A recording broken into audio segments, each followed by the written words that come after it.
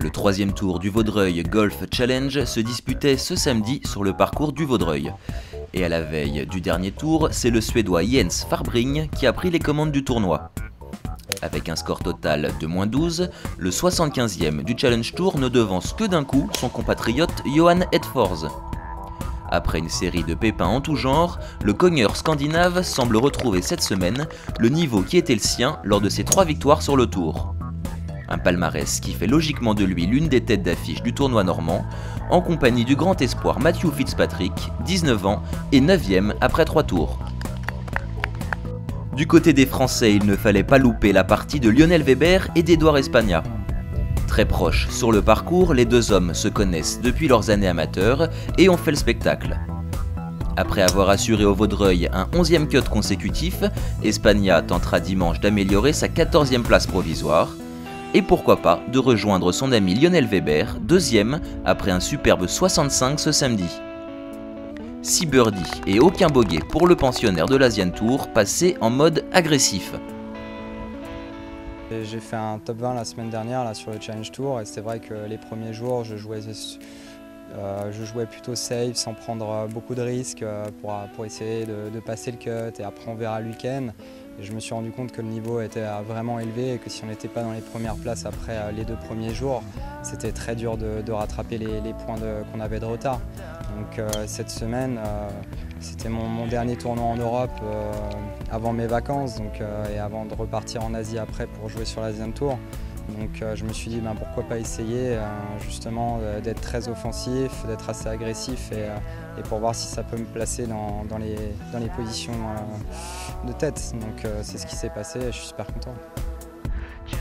Membre du circuit asiatique depuis 2013, Weber profite de la trêve estivale pour venir disputer quelques tournois sur le vieux continent. Pas question pour autant de retour précipité en Europe. Exit donc l'épreuve des cartes. Si l'Alsacien compte bien intégrer un jour le circuit européen, cela passera par des résultats en Asie. Ouais, je vais me fixer, je pense vraiment, je vais me fixer là sur l'Asie. Il me reste 11 tournois. Ce que je disais, je suis 75e. Pour garder son droit de jeu, il faut être dans les 60 premiers. Donc je sens vraiment que c'est possible et je pense qu'il ne faut pas courir après plusieurs lièvres à la fois. Donc je vais me concentrer, je pense, sur l'Asie et j'ai besoin de me reposer parce que j'ai vraiment énormément joué ces derniers temps. 76e au ranking de l'Asian Tour, le résident thaïlandais a pris ses marques et reste même sur 2 top 20 consécutifs. Il peut désormais dresser un premier bilan après plus d'1 an passé à arpenter l'Asie.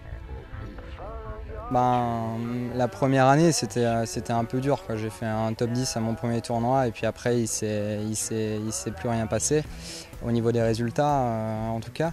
Mais je sais que j'ai beaucoup progressé parce que c'est vraiment des conditions différentes. Donc ça me permet, je pense, d'avoir une palette de coups beaucoup plus variée et je pense que c'est une force après quand je joue d'autres tournois.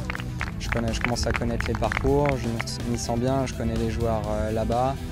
Et puis il y a toujours cette possibilité, si je finis proche des 40 premiers du classement en fin d'année, de pouvoir jouer l'année d'après les co-sanctionnés avec l'European Tour. Donc c'est un bel objectif, la vie me plaît là-bas, il y a des bonnes conditions d'entraînement l'hiver. Donc pour l'instant, ouais, ça me va et c'est plutôt une belle expérience. En attendant des vacances bien méritées, Weber profite pleinement de son invitation au Vaudreuil et pourquoi pas en y décrochant son premier succès chez les pros.